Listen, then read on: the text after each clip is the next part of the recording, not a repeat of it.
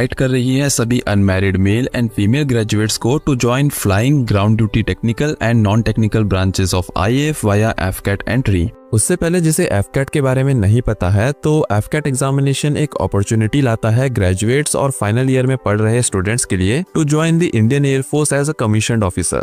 ये एग्जामिनेशन साल में 2 बार होता है और इसके लिए मेल और फीमेल दोनों एलिजिबल हैं। एफकेट में इस बार भी 300 प्लस वैकेंसीज आने वाली हैं, जो कि एक बहुत अच्छी अपॉर्चुनिटी है इंडियन एयरफोर्स ज्वाइन करने के लिए। चलिए अब बात करते हैं एलिजिबिलिटी की, जिसमें सबसे पहले आता है एज लिमिट। तो जो फ्लाइंग ब्रांच ज्वाइन करना चाहते हैं उनकी एज 20 to 24 ईयर्स की होनी चाहिए। वहीं जिनके पास डीजीसीए का कमर्शियल पायलट लाइसेंस है उनकी एज लिमिट 26 ईयर्स तक एक्सेप्टेबल है। वहीं अगर हम बात करें नॉन फ्लाइंग ब्रांचेस जैसे ground duty technical and non technical की, तो मैं आपको बता दूं कि इन दोनों ब्रांचेस के लिए एज लिमिट 20 to 26 ईयर्स है, यानी कि आपकी एज 26 ईयर्स से ज्यादा नहीं होनी चाहिए कोर्स के कमेंसमेंट के टाइम, यानी एकेडमी ज्वाइन करते टाइम। नेक्स्ट है एजुकेशन क्वालिफिकेशन। ग्रेजुएट्स चाहे वो फिर किसी भी स्ट्रीम से हो, BCom, BCA, BBA, BSc et cetera, वो ground duty non technical branches के लिए एलिजिबल हैं। यानी एफकेट रिटन एग्जामिनेशन हर एक ग्रेजुएट दे सकता है, but you have to make sure कि आपकी पूरी ग्रेजुएशन में एटलीस्ट 60% एग्रीगेट परसेंटेज है। बाकी टेक्निकल और फ्लाइंग ब्रांच के लिए आपके 10+2 लेवल पर फिजिक्स और मैथमेटिक्स सब्जेक्ट होने मैंडेटरी हैं, जहां पर आपने दोनों सब्जेक्ट्स में मिनिमम 60% मार्क्स अटेंड किए होने चाहिए।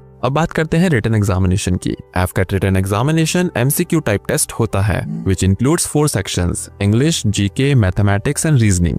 एफकेट का कट ऑफ भी हमेशा से 150 के आसपास ही रहा है और लास्ट टाइम ये कट ऑफ बस 139 मार्क्स था। और इसलिए मेरी आपको स्ट्रॉन्ग रिकमेंडेशन है कि आपको 180 प्लस स्कोर करने के लिए AFCAT the first step book लेनी चाहिए। इसका new edition for online applications will be open on 2nd and candidates can apply through careerindianairforce.cdac.in और fcat.cdac.in। जब फॉर्म्स ओपन हो जाए तब आप इसके लिए ऑनलाइन अप्लाई कर सकते हैं। ये एग्जाम ऑनलाइन होता है, यानी एयरफोर्स के डेजिग्नेटेड सेंटर्स पर उनके कंप्यूटर में आपको टेस्ट देना पड़ेगा। ये पेन एंड पेपर एग्जाम नहीं होता, इसमें आपको कंप्यूटर स्क्रीन्स में आंसर मार्क करने पड़ते हैं। हालांकि आपको पेन और रफ शीट प्रोवाइड की जाती है क्वेश्चन सॉल्व करने के लिए। अब बात करते हैं ट्रेनिंग एंड सैलरी की। Training will covers for all the courses at air force academy Dundigal. The duration of the training for flying and ground duty technical branches is 62 weeks and that of ground duty non-technical branches is 52 weeks at Air Force Academy. During this training period, cadets को ₹56,100 भी मिलेंगे as a allowance on a monthly basis।